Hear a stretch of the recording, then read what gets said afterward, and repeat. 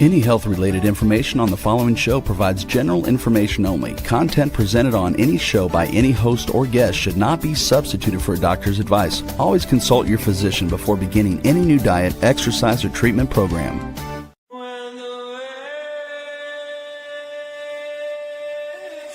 For centuries, ancient cultures knew the secrets to longevity, vitality, and healing. Now, modern science is catching up. Ageless Blueprint is a podcast that will reveal the modern secrets of better health and a better life. Join Dr. Eldred Taylor here today and every Wednesday at 9 a.m. Eastern Time on W4HC Radio at W4HC.com. As together we discover the secrets to better health through science and spirituality. A Better Life with Ageless Blueprint starts now. Here's your host, Dr. Eldred Taylor. Hello. This is Dr. Taylor. Thank you for joining me on the Ageless Blueprint. I am the hormone doctor and I am the spiritual MD. I'm the hormone doctor because I spent 16 years just doing OBGYN, and I'm the spiritual MD because what I've learned as I've gotten older and wiser is that in order to really live a fulfilling life, you have to take care of your body, and you have to take care of your soul, and you have to take care of your spirit. In medicine, we separated body from soul and spirit and said the church can do the soul and the spirit, and the scientists will take care of the body. Well, that split should have never happened, and that happened over 400 or 500 years ago. So I think that needs to come together, and that's what I'm trying to portray here on this podcast, on this platform. Now, my goal in this is to educate the public because the way things change is not from the top down, it's really from the bottom up. And I spent 10 years traveling around the world, speaking to lay people, but mostly speaking to doctors, trying to get them to understand functional medicine. And it wore me out. I mean, I had adrenal fatigue, and I just stopped because I couldn't keep doing it. But that was back in 2016, I think I stopped, and I'll show you one of the reasons why I stopped. But so I've been kind of in this lull. I've been learning, I've been practicing things in my office. But now I'm at this point that I'm realizing how I can really educate the public is through things like this, podcasts, TikTok, Instagram. And I was just talking with Rebel before this, is that I'm really getting an education on how to do this, because my goal is to arm you with information that you can be so confident about, that whether your doctor, your sister, your brother, your whoever, that you are so knowledgeable of the truth and the facts that when you hear erroneous information, you can go back to the basics that I try to teach you and say, does that fit in with this basic knowledge that I've been learning, that I've been exposed to? And that's what happened to me, is that I figured out in medicine that I wasn't exposed to everything that I needed to know. I was exposed to what they wanted me to know. And I'm going to tell you that is how at least how this culture is. You're exposed to what they want you to know, not what you need to know. And that's what you're taught in school. You're taught in school what they want you to know. Now, I think the best thing that's ever happened in this culture is the internet. And like anything, everything has a good and a bad. You can use the internet in a positive way, and you can use it in a negative way. But what I think it has done, it has allowed people to obtain knowledge that they otherwise would not get exposed to, because they're getting the knowledge from everybody really in the world. All of that knowledge, and when you talk about spirituality, you're able to obtain knowledge from the universe. And that is so empowering. And that's the reason why they only tell you the things that they want you to know, because they know once you have information, you can take power away from the people who are trying to control you. So I don't want to get too off, but just think about it. You know, the news media, the television, whatever, they are telling you the things that they want you to know, advertisements. And so what I'm going to talk about today, this is some basic knowledge that I had to learn. They didn't teach me this in school. Please understand most of the stuff, most of the information I'm giving you, I did not learn in school.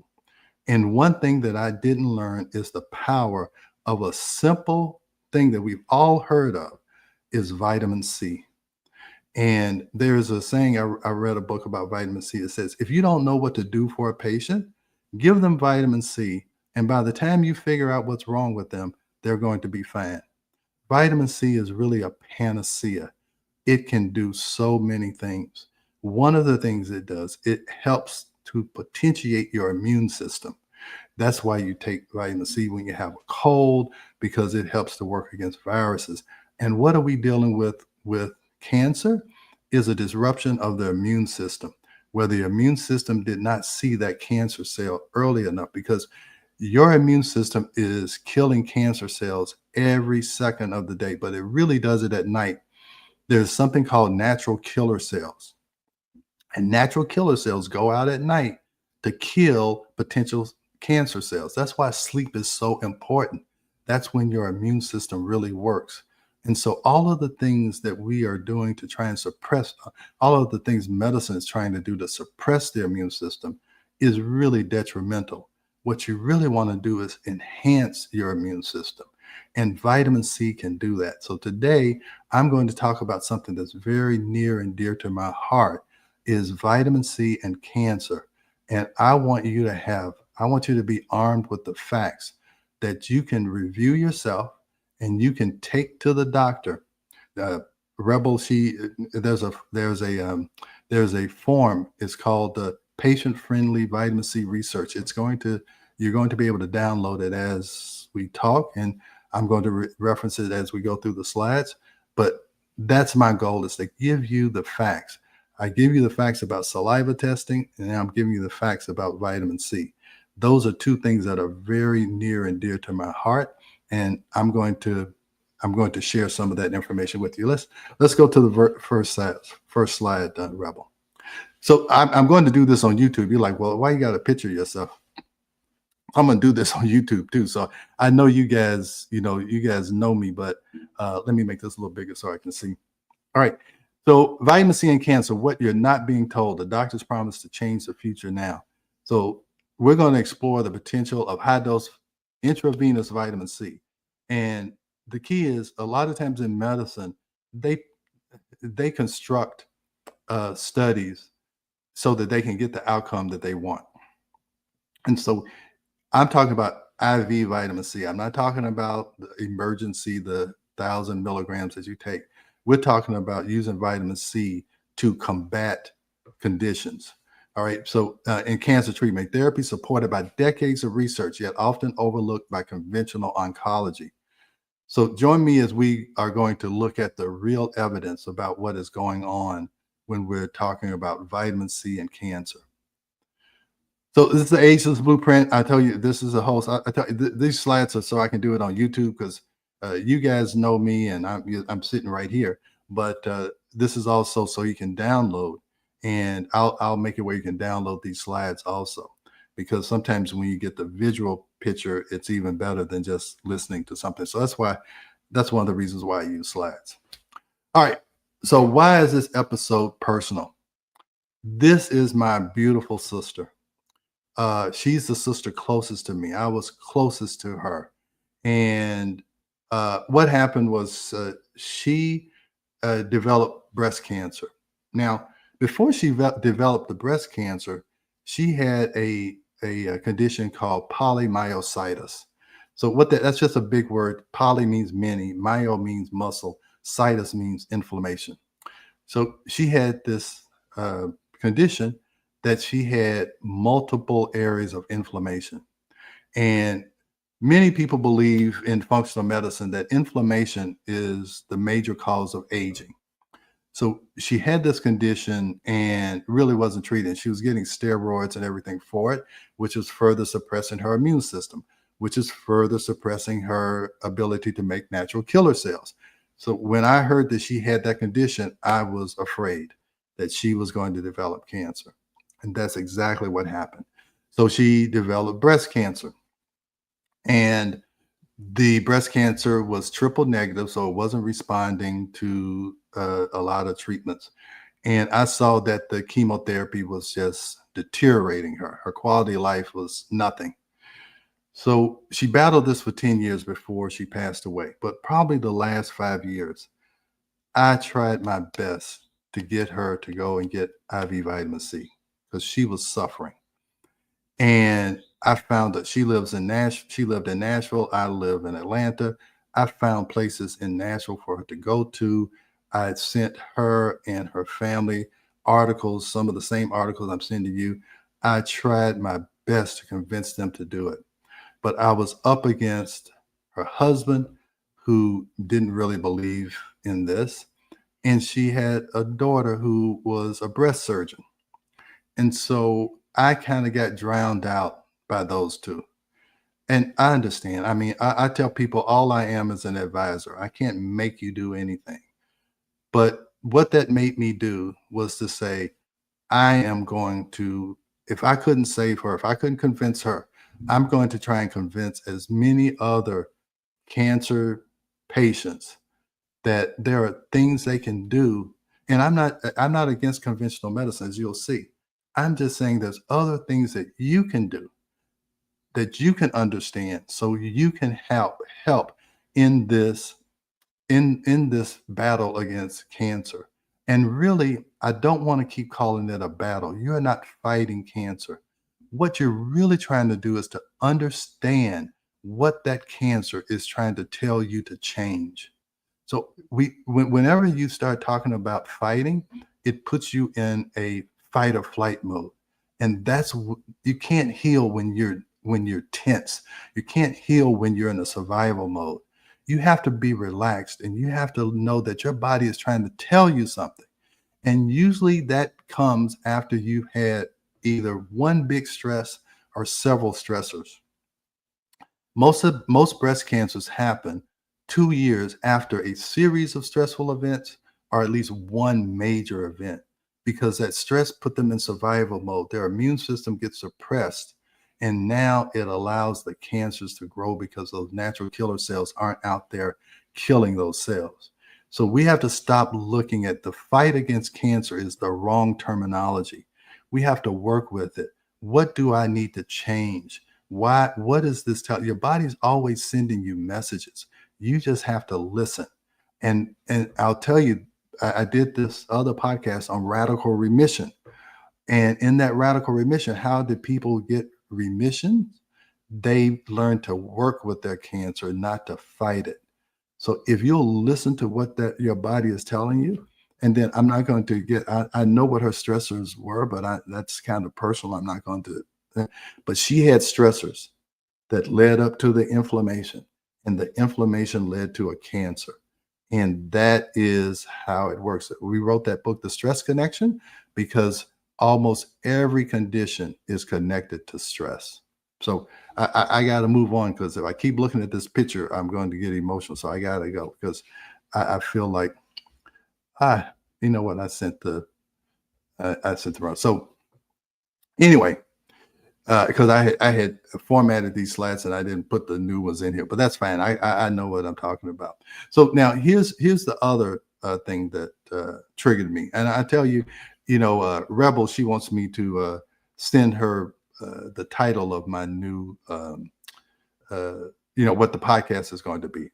And I'll tell you, I usually just wait until Tuesday and something will inspire me, and it'll say, that's what you need to talk about. So Monday, 2 days ago, I had a new patient who was trying to work with her cancer, and she had told the doctors that she was going to do vitamin C, and the doctors told her that please don't do it.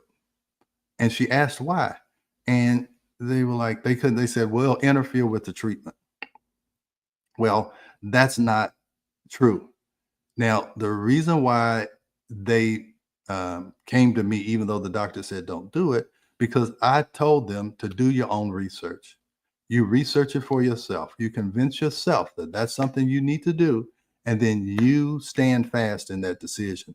In that Radical Remission book, that's what they said, is that you have to take charge of your health. You have to make the decisions. Don't let the oncologist or the radiation oncologist, don't let them make decisions for you.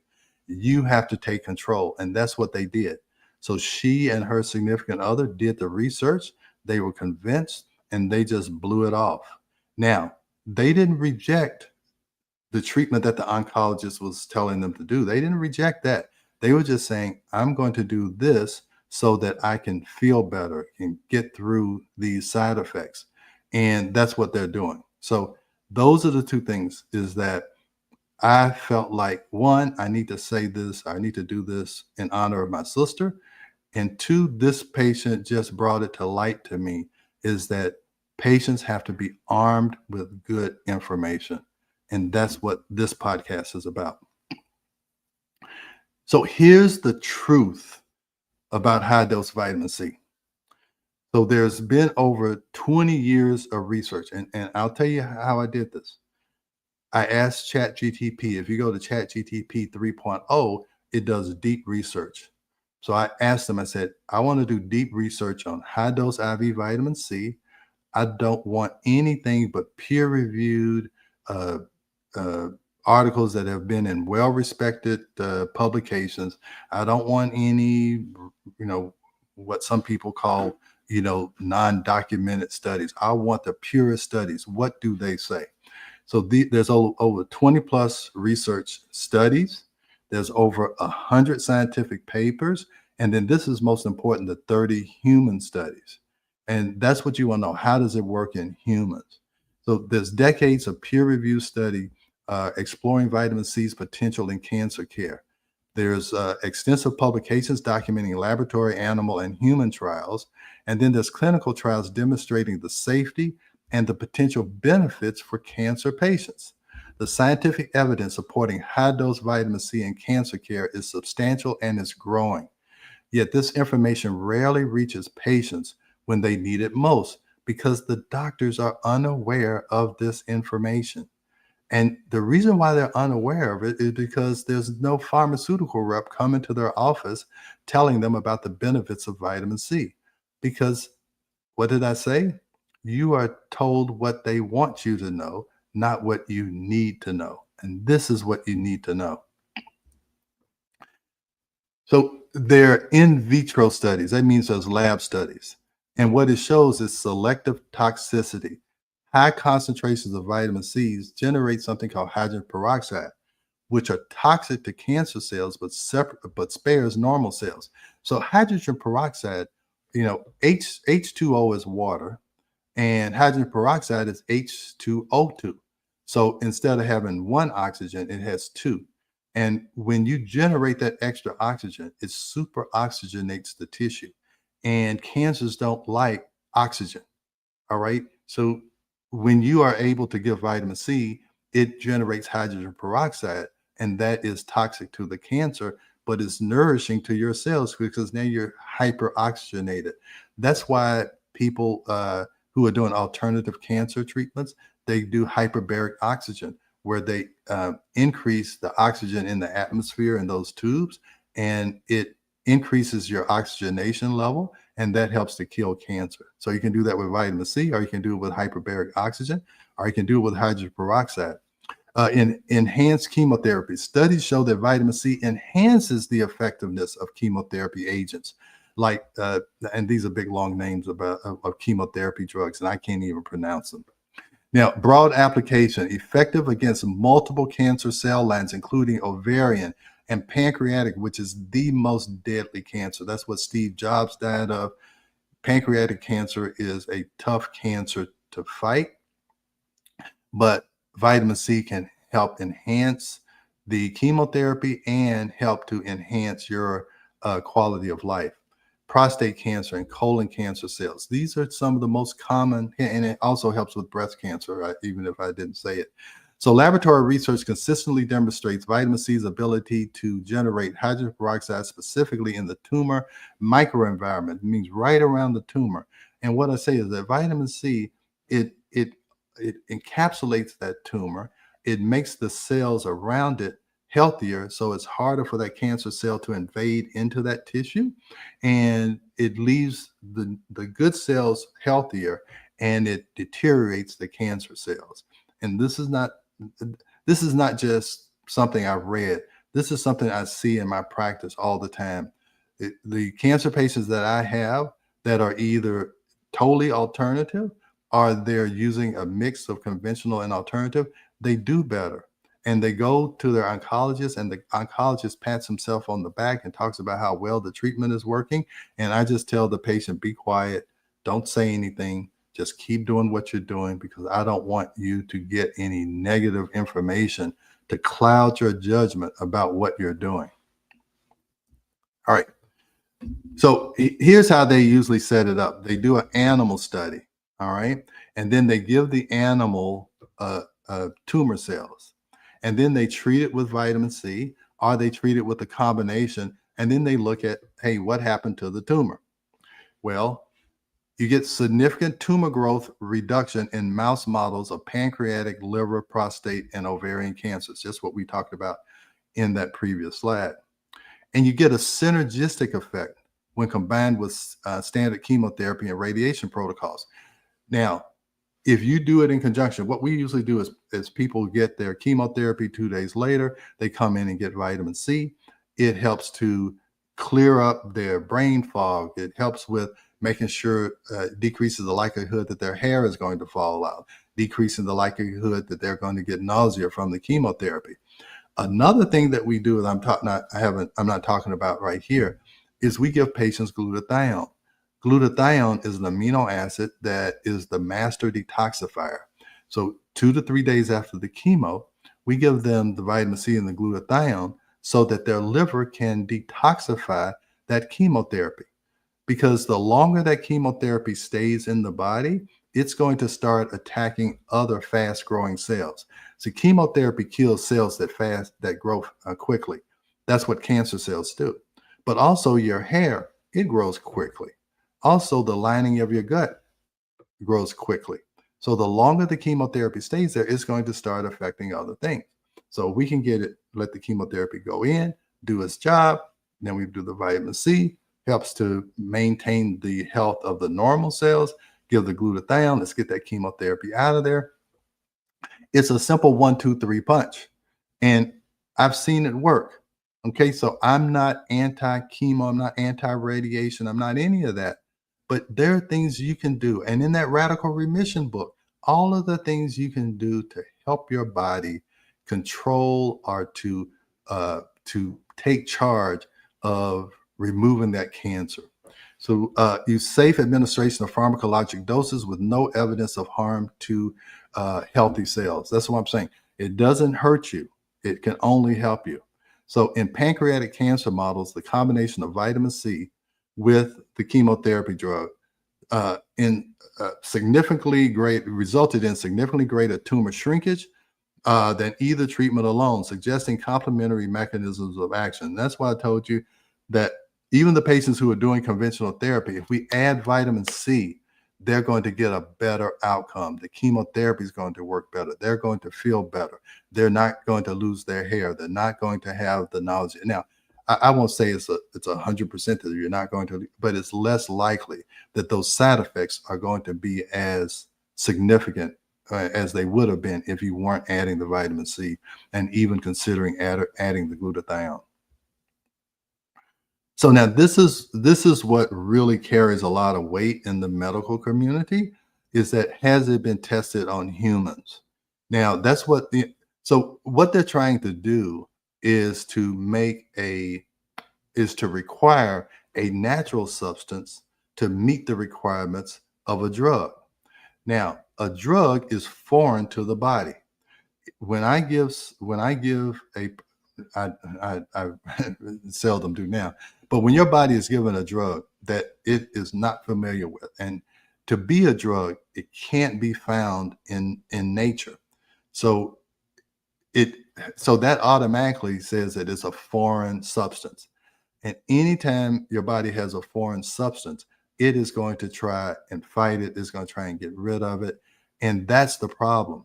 When it's something that is man-made, that is not that it is not seen, you have to do experiments to see how is it going to disrupt the body. Because every drug has a series of side effects because it is going to disrupt some other system because you're throwing something foreign into a perfectly running system.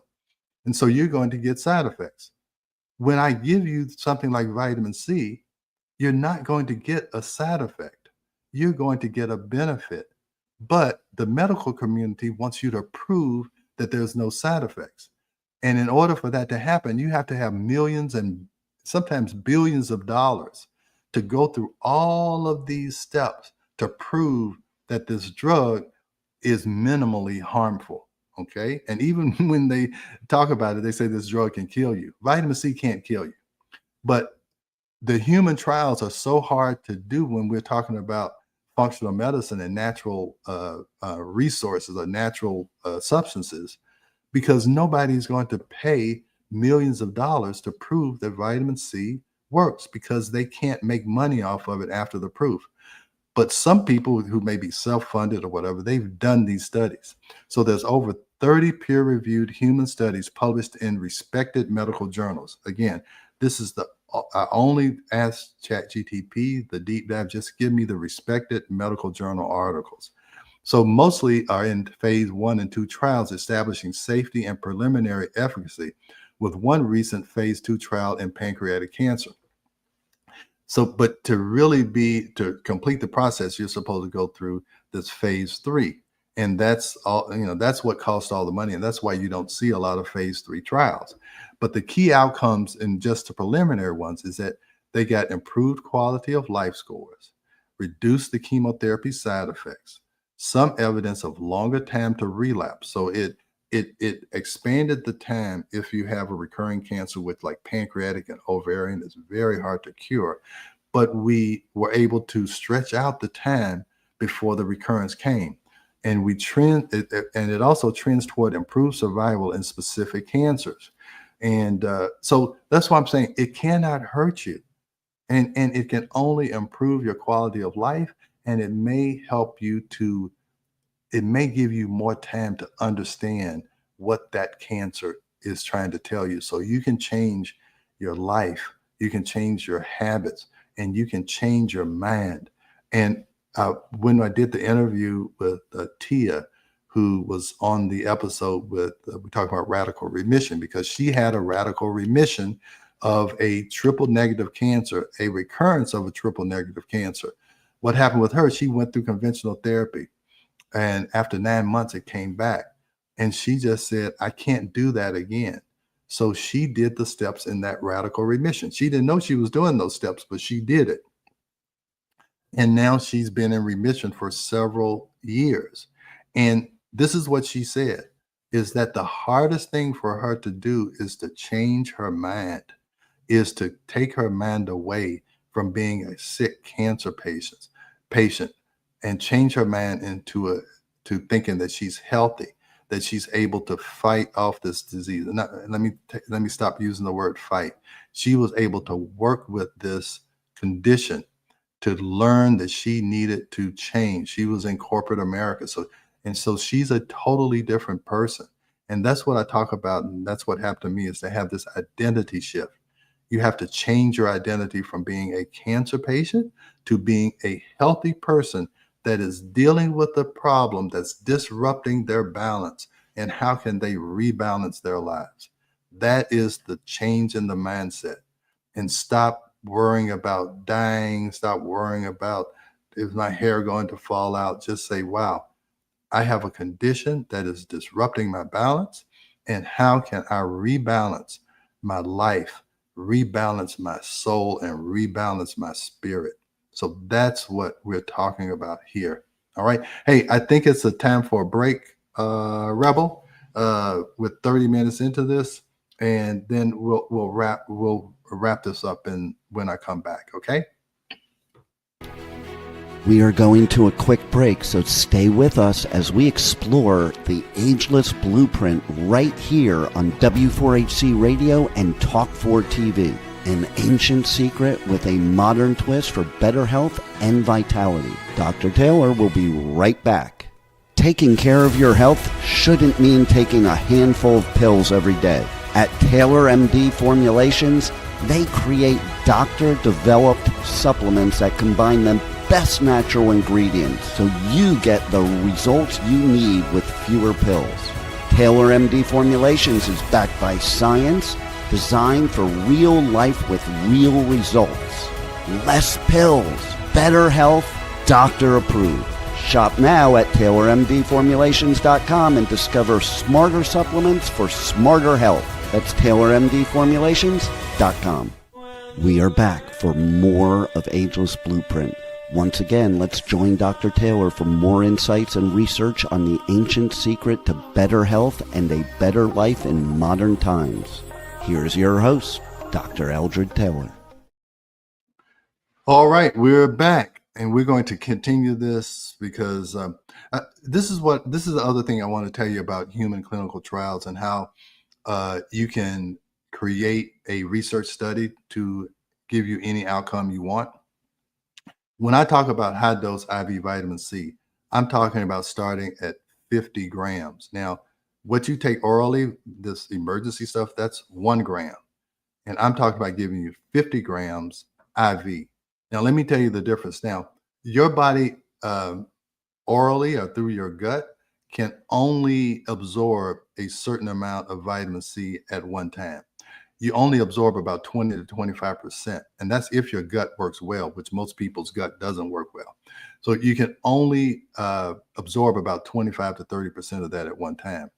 And if you take more, like say, I'm going to take 5,000 milligrams or 5 grams, then actually the percentage that you absorb goes down and that's why you end up getting diarrhea if you take too much vitamin C, because your body can't absorb it. It just gets rid of it. So I'm talking about giving 50 grams, 75 grams, up to 100 grams of vitamin C IV. Now, and it doesn't harm you. Now, sometimes at these higher doses, patients get a little nausea. They can feel a little achy because it's actually detoxifying them. And some of the studies, what they do is that they'll try and disprove this by using lower doses, using 5 grams IV or using oral vitamin C. Then they'll say it doesn't work. And they know, that's what I'm telling you, they tell you what they want you to know. They know that they're designing that study for it to fail because they want to prove a certain outcome to say that this doesn't work.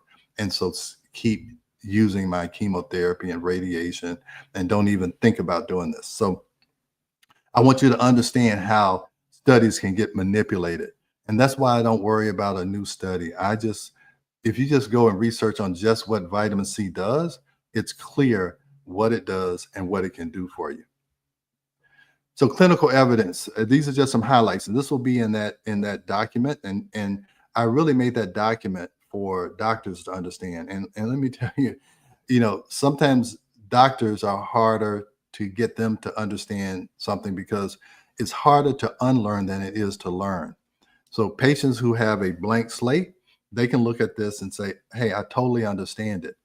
Doctors have to get rid of all of that learning, all of that information that they were tested on and they had to pass license these exams on that was just beat into us. Okay.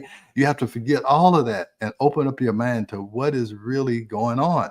So ovarian cancer, patients receiving IV vitamin C alongside these chemotherapy drugs significantly improved well-being scores, reduced fatigue, nausea, and pain, no interference with chemotherapy efficacy.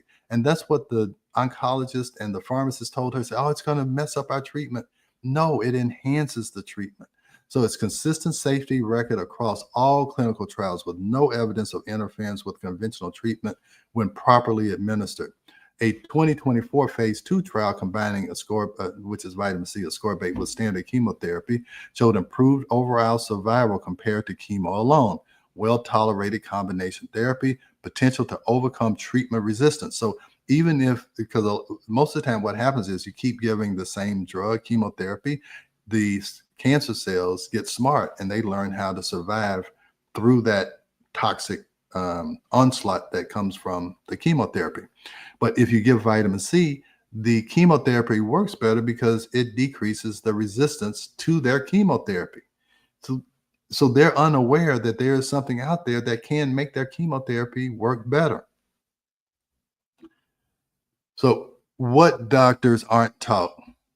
Now, I talked to you about the pharmaceutical industry. If you can't patent it, you can't patent vitamin C, because you can't say a drug company say they can't create that they created this great drug, vitamin C. You can't patent it, but that's why most drugs are a alteration of a natural substance. So the pharmaceutical finds out what works, like digoxin is a alteration of foxglove. It's a plant, but if they can change the structure of it, they can say they created a drug. But so it's usually a copy and a manipulation of a natural compound that now they can patent. So if they can't make money off of it, there's no funding for research. So I'm thinking that a lot of these studies that showed positive results were probably self-funded, because the pharmaceutical industry is not going to fund that. So there's a lack of phase 3 trials due to limited commercial interest despite promising early results. See, if it's something that they can manipulate, they will spend millions to billions of dollars to create a drug that mimics what this natural substance does. But they're not going to spend that money if they know they can't get their money back through patents, by patent protection. And patent means that no one else can sell that particular compound or drug for 7 years. And after that 7 years, you can make generics and all that. But anyway, outdated information. Many physicians rely on older studies or misunderstanding about oral versus intravenous administration. Again, it's just according to what study you look at. And I will tell you, I'm going to be honest with you. Most docs are taught by the pharmaceutical rep. That's who taught me through my residency, is that the pharmaceutical rep gave me books. It gave me textbooks. It took me out to dinner so that they would catch me early. And I had to break free of that. No, I haven't seen a pharmaceutical rep in 20 years probably, because I don't need them to teach me. I can teach myself. Fear-based medicine. I will tell you that doctors are some of the scariest people I've ever met in my life. And I understand why, because you get threatened with malpractice, people call you a quack. And let me tell you why they're so scared. The standard of care in medicine is what are most reasonable physicians doing in your area. That's the standard of care. It's the standard of care is what is most scientific evidence telling you you should do or you should provide as a treatment for the patient. You would think that would be the standard of care, is what is scientifically reasonable for us to administer to patients, but it's not. It's saying what are most reasonable physicians doing, and just Google what is the medical standard of care. So if you are not doing what most reasonable, and reasonable is reasonable is relative. And so if you're not doing what everybody else is doing, then you're out of the standard of care. That's why doctors are so afraid to do anything that they have not been taught. That's called the official standard of care, or what are people doing in their area. And so that's where the fear comes from. So when I start talking about something that they haven't heard of or they weren't taught 30 years ago, and that see one, do one, teach one thing, then they're scared. And fear is the opposite of love. Okay? So if you love your patients, if you love what you're doing, you have to get over the fear. And that's where doctors are stuck, is can I get over the fear of being different? And again, I talk about the caterpillar land. When you get out of the caterpillar land, all the caterpillars are trying to pull you back into land. And that's why I talk about don't be a caterpillar, get out of land, because you are being manipulated to stay in a land and not to look outside of what is considered the norm. And, you know, if you, most of the time, if you see a crowd of people somewhere, you need to go the other way, because wherever the crowd goes is probably where some controlling force is trying to lead you. So you have to establish your own path. And that's kind of the journey that I'm on right now. So anyway, let me keep moving. All right. So this is my promise to my sister and to every woman who needs support, is that, you know, I offer vitamin C in my office. But to be honest with you, my office, I can't treat every woman. Okay. But what can I do? I can give you the information that you can go out and either find someone to do this for you. You can either try and convince your doctor to do it. But I want to provide support for these women, because I said, if I couldn't save my sister, I'm going to try and save anybody else who's willing to look at this information and to take control of their lives. So and this is some future vision that I have, because a lot of times we don't do these therapies because the insurance is not going to pay for it. You have to come out of pocket. Now, the insurance companies will pay for a $40,000 chemotherapy treatment that over the years can cost $1 million. Now, they'll pay for that, but they won't pay for vitamin C, which is, in my office, high dose vitamin C runs anywhere from $250 to $350 for 100 milligrams. So they don't want to pay for something that's $250 or $300 a week for a course, but they will pay for something that costs $40,000. And that's what I'm saying. The insurance industry is so manipulated by the pharmaceutical industry that they do all these things that just make absolutely no sense. And so I want to, and this is a future dream of mine. I don't have it right now, but you have to put it out in the universe. I would love to have a fund where people who can't afford it could go and get this treatment for either no cost or reduced cost. Now, that's a dream of mine, and maybe I'll be able to have that happen in my lifetime. But I just want to put it out there that that's something that I would love to do. And maybe if I can grow this enough and get sponsors or what, I don't know. I've learned to leave the how to God or the universe, whatever, but just that's my intention. That's one of my goals. And if you focus on a goal long enough, then something can happen. And so hopefully, you know, I could do one of those self-funded research studies and not have to beg a pharmaceutical company or somebody. Maybe I could create one of those and just document what's going on in my practice. All right, so the future is now. I see it, believe it, and this is just kind of what I was talking about. Sometimes you just have to have a dream. You know, I have a dream, and sometimes the dream, it will come true. Sometimes it'll come through early. Sometimes it comes through later. But I feel like if I have enough people who have this knowledge, who share this knowledge, then something good can happen from that. Is that when you have a collection of people who are thinking the same, who have the same desires, who have the same goals, who have the same heart, who have the same spirit, who have the same intention in their souls, miraculous things can happen. And do I believe in miracles? Yes, I believe in miracles, because we see miracles. The life we're living right now is a miracle.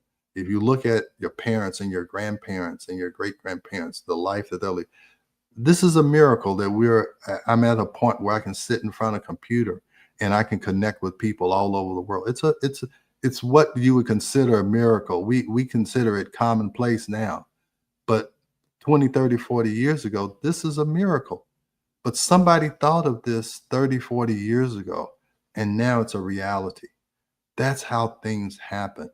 You have to have a thought. You have to have an intention. You have to have an extreme emotion. You have to have a heightened emotion. When you combine the emotion that comes from the heart and the thought that comes from the mind, miraculous things truly do happen.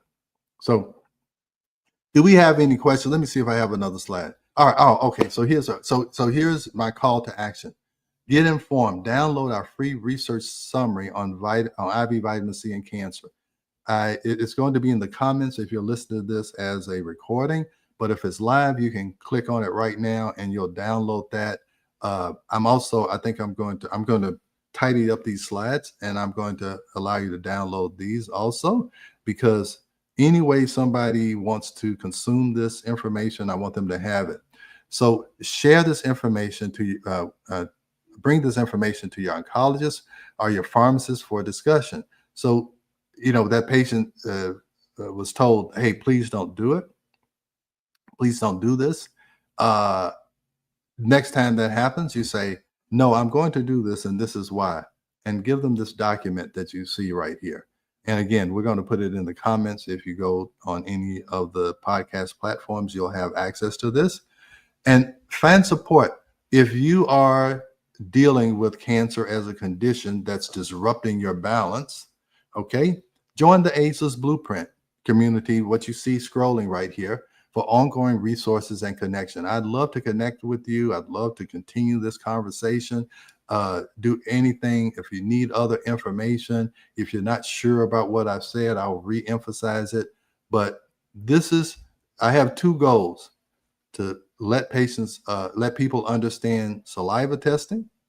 And I feel like I'm the lone wolf talking about this. I've been talking about it for 25 years. I'm going to continue to talk about it. The other one is understanding vitamin C. And the third one is my whole goal is to understand that body, mind, and spirit all go together. And when those are brought together, that's when you are whole. That's when we're talking about holistic medicine. Well, wholeness means that you combine all three of those. That's how you live an abundant life. All right. So that's it. Rebel, what you have any thoughts or any questions or anything? I hope I got the message. Is anything that was unclear? And so we got 2 minutes left. I can wrap up anything that you found was unclear, because if it was unclear to you, it's probably unclear to somebody else. No, it's pretty clear. The questions anyone had were answered as you went along. Okay. The document can be accessed if you're listening. Just look in the comments in the on Facebook, on YouTube. Everybody should be able to see it, and you just literally click and it should take you directly there. You don't have to type it out or nothing. Just click on the link and use it. It's very, very helpful, and the doubters might lose their doubt. Exactly. I have to rely on you to educate other people. Not everybody's going to watch this podcast. Okay. So I'm counting on you guys. Okay. I hope that I can trust you with helping me disseminate this message. I love learning about social media. And so it's all about sharing. And I'm just going to leave you this final thought, is that when you are living your passion, you have to share it. This is my passion. I have to share it. And this sharing comes from overflow. When I was doing it before, it depleted me, going, flying around. Now that I'm doing this, I'm sharing out of overflow. This doesn't deplete me. It gives me energy. And so that's why I hope you feel that same passion, and it causes you to share the information that you've learned. And that's what I'm hoping happens from all of these platforms that I'm on. So, we have a few more minutes, but hey, I'm going to be on Ask the Experts. Rebel, we got to change whatever. You got to change your stuff. I got to kind of get myself together to be on that. So I like to, tell people I'm on that, because the only reason why I'm doing this podcast is because the host of that podcast and Rebel allowed me to be on their platform for, I think, 3 years. And then they encouraged me to do this. So I'm being loyal to the person who kind of got this idea in my head. So I'll be there at 10 o'clock. All right. All right, Rebel, anything else we need to talk about? Everybody make sure to tune in next week right here on W4CY Radio at 9 a.m. to catch more things that you need to hear from Dr. Taylor in Right. Ageless Blueprint. Thank you so much for my outro. All right, we'll see you next week, you guys. Thanks for joining Dr. Taylor today. If you missed any part of this show, just check out the podcast wherever you listen to podcasts. Ageless Blueprint is every Wednesday at 9 a.m. Eastern Time on W4HC Radio at W4HC.com. Together, we discover the ancient secrets to better health through science and spirituality made for modern times. Until then, feel free to check out agelessblueprintpodcast.com and TaylorMDFormulations.com for more information.